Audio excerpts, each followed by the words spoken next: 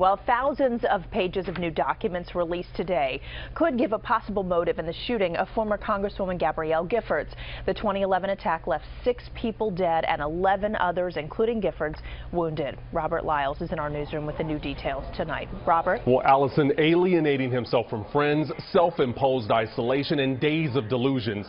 This is how Jarrett Lee Loughner is described in the months leading up to the shooting of former Congresswoman Gabrielle Giffords. And for the first time, the public gets a glimpse into what investigators uncovered after arresting Loughner. These details so voluminous, they filled more than 2,700 pages. Now, perhaps the most enlightening came from the parents of the then 24-year-old shooter. Loughner's father, Randy, told investigators his son was lost and didn't want to talk anymore. Loughner's mother, Amy, describes apparently watching her son descend into madness, saying, quote, "Sometimes you'd hear him in his room like having conversations, and sometimes he was looking as if he was having conversations with someone right there, be talking to someone.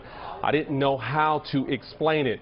Now, despite that revelation, the report found that the Loughners never followed up with recommendations to have their son mentally evaluated. Instead, they had him tested for methamphetamine use. Now, perhaps the most dramatic revelations are from Giffords' former intern, Daniel Hernandez, who never saw the shooter back in 2011, but instead said, "The next thing I hear is someone yell, 'gun.'" He then drops next to Giffords, saying she couldn't open her eyes.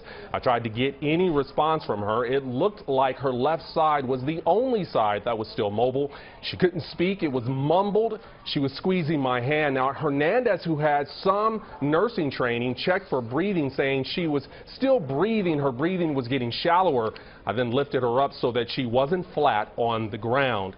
Now, Loughner's friend told investigators he'd sent text messages that they describe as nihilistic.